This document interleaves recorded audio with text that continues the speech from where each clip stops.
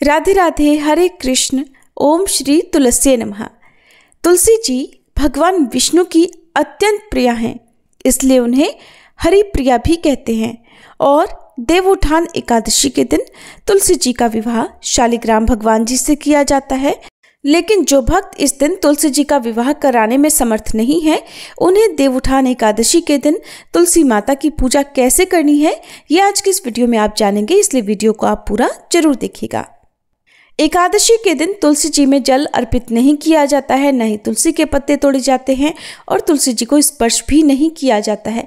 लेकिन साल भर में एकमात्र देवउठान एकादशी ऐसी है जिस दिन हम तुलसी जी का विवाह कराते हैं और विवाह की रस्मों को पूरा करते हुए तुलसी जी में जल भी अर्पित करते हैं और उन्हें स्पर्श भी करते हैं, क्योंकि उनकी परिक्रमा करनी होती है या उनको पूजन करते समय श्रृंगार की सामग्री भी अर्पित करनी होती है।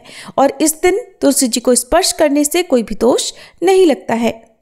ऐसी मान्यता है कि एकादशी के दिन तुलसी माता भी निर्जल और निराहार रहकर व्रत रखती हैं, ताकि वे भगवान विष्णु को पति रूप में प्राप्त कर सके। और यही कारण है कि आज के दिन सभी गृहस्थ जनों को तुलसी जी का विवाह कराना चाहिए। और जो लोग समर्थ नहीं हैं, वे इस दिन तुलसी माता को 16 श्रृंगार की सामग्री अर्पित करके विधि विधान से पूजा करें। तो सबसे पहले आप तुलसी जी के पौधे को साफ कर लें। और जो लोग इस दिन गंगा जल या शुद्ध जल तुलसी जी में अर्पित नहीं करना चाहते हैं, एकादशी के नियमों का पालन ज़्यादा करना चाहते हैं, वे मन से तुलसी जी को स्नान का भाव कराने के बाद उनकी पूजा की तैयारी करें। सुबह ब्रह्म मुहूर्त में और शाम को गोधूली मुहूर्त में तुलसी माता की पूजा की जाती है। तुलसी विवाह कैसे किया जाता है, इसकी कंप्लीट वीडियो तो आपको हमारे चैनल पर मिल ही गई होगी। यहाँ पर मैं आपको सिर्फ साधारण विधि से तुलसी माता की पूजा कैसे करनी है यही बताऊंगी। तो तुलसी जी के पौधे में आज आप गंगा जल और या फिर कच्चा दूध और हल्दी मिलाकर अर्पित करें।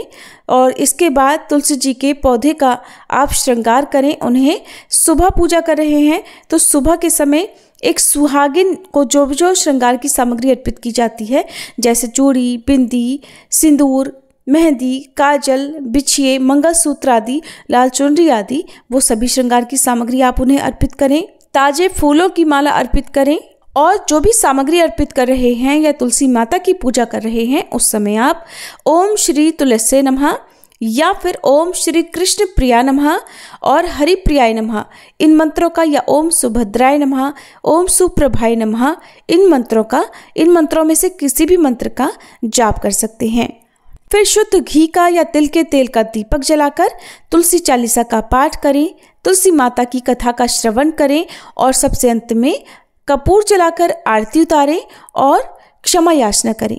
फिर तुलसी जी की आप 3, 5 या 7 बार परिक्रमा करें। तुलसी जी के चारों ओर घूमकर परिक्रमा करनी चाहिए। चारों ओर घूमकर परिक्रमा करना संभव ना हो तो अपनी जगह पर खड़े होकर तुलसी माता की 7 बार परिक्रमा कर लेनी चाहिए। और इसके बाद आप तुलसी माता को भोग लगाएं। भोग आप घर की बनी हुई शुद्ध मिठाइयों का लगा सकते हैं या फिर खोए का, माखन मिश्री का भोग भी तुलसी माता को अर्पित कर सकते हैं, मौसमी फलों का, मिश्री का, या फिर आप इस दिन साबूदाने की बनी हुई खीर का भोग भी तुलसी माता को अर्पित कर सकते हैं। देवउठान एकादशी है तो पूजा में आज के दिन अक्षत का प्रयोग नहीं किया जाता है। अक्षत की जगह पर सफेद तिलों का प्रयोग करते हुए आप तुलसी माता को सफेद तिल भी अर्पित करें। कुछ विशेष मंत्रों का जाप तुलसी माता के समक्ष बैठकर करना चाहिए। मंत्र हैं ओम श्री कृष्णाय नमः, ओम गोविंदाय नमः, ओम श्री विष्णवे नमः, ओम हरे नमः, ओम माधवाय नमः, ओम श्रीधराय नमः, ओम दामोदराय नमः। अगर आप विवाह नहीं भी करा रहे हैं तो भी आज के दिन आपको तुलसी माता के विवाह के गीत गाने चाहिए, भजन कीर्तन करना चाहिए और तुलसी माता के साथ साथ शालिग्राम भगवान जी का भी आपको भजन कीर्तन करना चाहिए।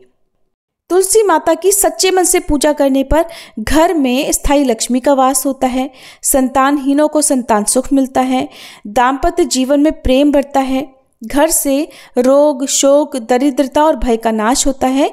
और ऐसा घर जहाँ तुलसी जी विराजमान होती हैं, तुलसी जी की पूजा सेवा सच्चे भाव से की जाती हो, वो घर साक्षात वैकुंठ धाम के समान हो जाता है। इस तरह से तुलसी माता की पूजा करने के बाद हाथ जोड़कर सच्चे मन से आप क्षमा याचना जरूर कर लें, ताकि पूजा में या कोई भी सामग्री अर्पित करने में कुछ कमियां अधिक हो गया हो, कोई गलती हो गई हो, तो उसके लिए तुलसी माता आपको क्षमा कर सके। जिस घर में तुलसी माता की सेवा और पूजा सच्चे भाव से होती हो, उस घर पर भगवान विष्णु की कृपा सदैव बनी रहती है।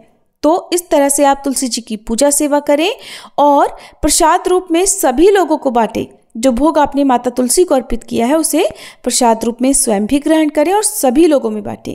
इस दिन आप आंवला, सिंघाड़ा, मूली, गन्ने का भोग भी तुलसी माता को अर्पित कर सकते हैं, क्योंकि इस दिन भगवान विष्णु को जो भोग लगाया जाता है वही भोग तुलसी माता को भी अर्पित किया जाता है। भगवान विष्णु को या भगवान कृष्ण को इस दिन जो भी भोग आप लगाएं उसमें तुलसी के पत्ते जरूर रखें। अगर तुलसी के पत्ते तोड़ना भूल गए हैं तो तुलसी जी के अपने आप गिरे हुए पत्तों को जल से धोकर भी आप उन्हें अर्पित कर सकते हैं। तुलसी माता को अर्पित की गई श्रृंगार की सामग्री, अगर आप स्वयं सुहागिन हैं तो उसमें से आशीर्वाद रूप में कुछ सामग्री को अपने पास अपने प्रयोग के लिए रखें, कुछ का आप दान कर सकते हैं।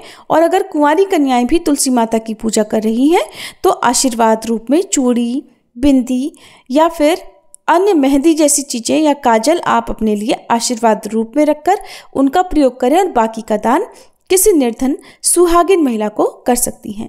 ये थी आज की वीडियो। उम्मीद है आपको पसंद आई होगी।